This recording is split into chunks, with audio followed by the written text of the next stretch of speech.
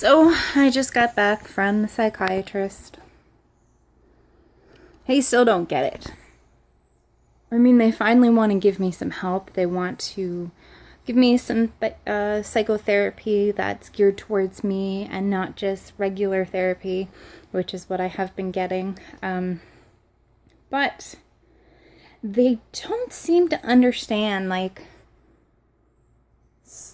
really fucked up shit over here, and then there's like little bit over here.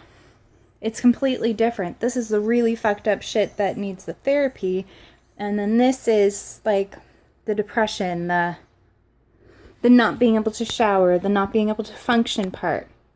They seem to think it's all tied together, which is really shitty if that's the case, because I'm never going to get better. Because in order to go to therapy every single day, not every single day, but every single appointment, that means I need to be able to function. I can't say if I'm going to cancel my next appointment or not. I don't know. I don't know how I'm going to be feeling. I don't know how I'm going to be functioning that day. And maybe I'll have a few good days and I'll be able to go to like 2 appointments in a row. And then all of a sudden, bam, I'm bedridden and I can't do anything, and I've now had to cancel an appointment.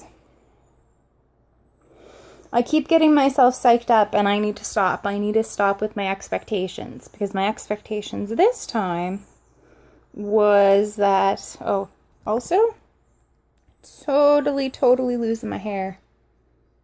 Birth control, 100%.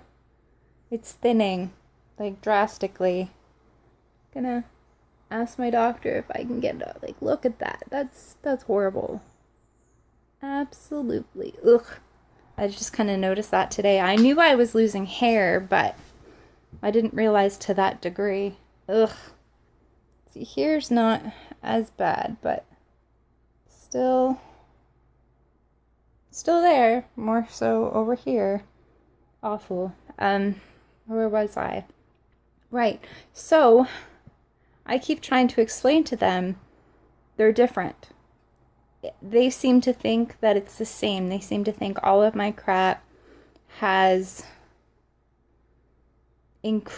contributed and basically caused the depression and makes it so I'm not motivated and I'm not taking care of myself and I get suicidal and all of those lovely things. Which is really shitty, because that means that nothing's going to change because I'm not functioning. I probably said this at least 20 times to her, to be like, listen, you need to find something.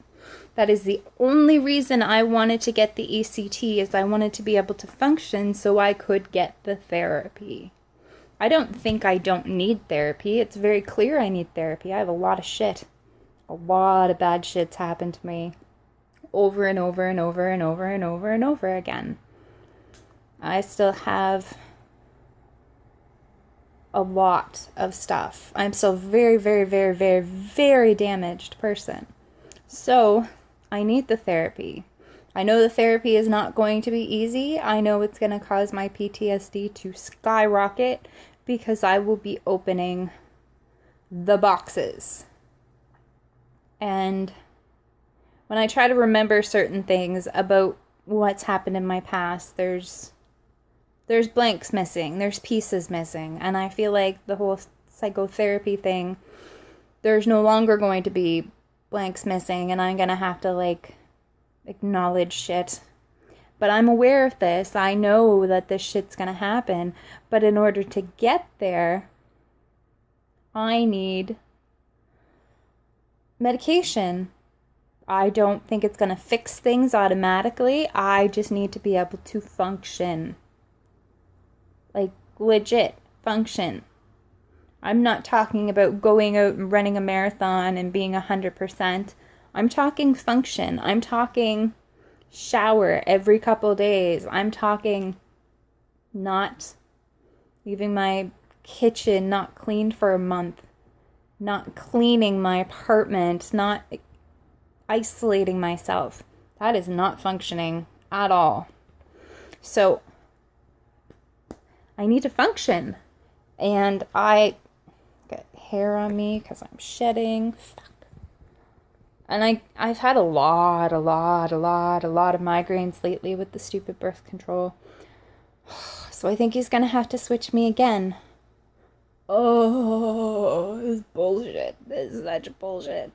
They don't think... Went over a list of the medications and what they did to me and whatnot and the side effects. And so far, they are not sure if there are any medications that they can give me, which is kind of a piss off because the last time we talked, they seemed to... Well, they didn't really even seem to imply. They were talking amongst themselves and wanted to test my liver to see if...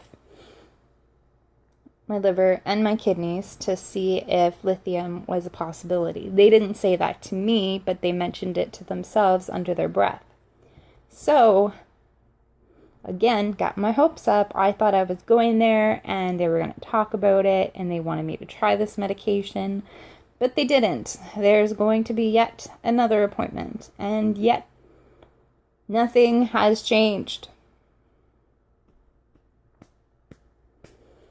I was upset when she told me that, and I apologized. So when I first got there, I told her, I said, I'm really sorry for blowing up. I had this idea in my head. It didn't happen. None of it happened like I thought it would. And I freaked out. There has to be something. There has to be something. I know therapy has fucked me up. Or I know my childhood has fucked me up. I know that a huge part of the bullshit that I feel and I'm going through is due to all that fucking damage. That being said, there is something else going on over here. And it's not just my thought process. It's not just how I think of things. It's because I belong to this online mood tracking journal and I see so many people feel the exact same way, have the exact same symptoms. The whole, now, like, you feel a switch in your brain. It just kind of switches on and you're like, now I'm having a good day. Things are good. I can accomplish shit. And then it goes, you feel a switch and bam, everything is gone. Everything is bad. And I keep trying to get across to them, other people experience these exact same things. So it can't just be one thing. It can't just be my childhood. It can't just be my past. Huge part, I'd say about 90% of it is definitely that. But I'm not functioning. I haven't functioned for 3 years. I'm still existing. I haven't been crazy suicidal, mostly because I've been having migraines and sleeping all the time, because that seems to be a cycle I'm going through right now. But it's fucking ridiculous, man. It's ridiculous. My brain is not... It's not okay as it was because, again, I had this plan in my head and that is not what's happening. So today we discussed medications. And we went over all of the medications that I've tried. I can't quite remember. I didn't realize I tried all of them, and I can't quite remember what kind of side effects I experienced. But, yes, we went over that, and she gave me this journal tracking thing, which I told her I already have a journal, so I just need to fill that shit out and give it back to her so she can see. And we talked about a plan. So on the 21st of September, I guess I'm meeting with the psychiatrist, the resident. The resident is who I spent time with today. She's so close to graduating, I think. I think that's what it was explained. So I didn't see the actual psychiatrist. I saw the resident. So the 21st, they're going to have talked to my doctor and got all kinds of information from him. They're going to talk to my psychologist, and they're all going to get together, and they're all going to come up with some sort of plan. So, and the resident told me it's going to be a long process. It's not going to be some quick fix. So I need, oh, and my blood work was perfectly fine, which is kind of ridiculous because I go through phases where I barely eat anything. How am I still healthy? How are my vitamins still good? Where am I getting my vitamins? But my body's like that. My body is very strange. We talked about me being resilient, and that's another part I explained. I was like, well, if I was able to use logic and go online and teach myself that I was a person, because I went online and I read that being a person, I'm a person, I'm a human being, therefore I'm entitled to respect, to feel safe, to feel loved and appreciated and all of those things because I am a person, I am a human being. That is how I taught myself that I deserve these things because it's all about the logic. And I also taught myself about emotions. I'm getting better at allowing myself to feel emotions. I still don't like, it's not I don't like to cry. I don't like being so out of control because that's intense. That's when I'm feeling suicidal. That's when God knows what's going to happen. I'm going to cry and shit's going to come out.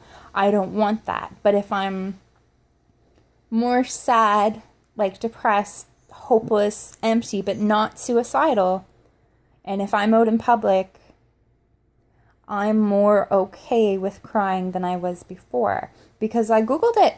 I Googled emotions and why we have emotions and why we cry and why our body responds to the things that it does.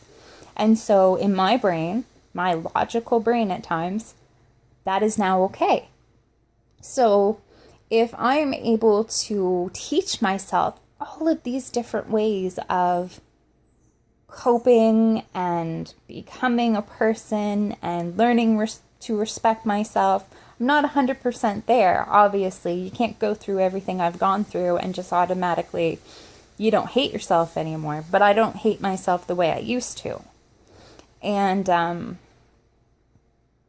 so I tried to explain that to her. I was like, listen, if I could work 60 to 80 hours a week, if I could go into work when I had pneumonia, flu, broken rib, fucking pneumonia, flu, broken rib, strep throat, ear infection. Pretty sure I had the ear infection as well. If I can have all that shit and go back to work, I was doing security, so go back to work two days later when I should not have, I should have been off work for at least 2 weeks with the broken rib. But I went back to work because shit needed to get done. So I cannot function.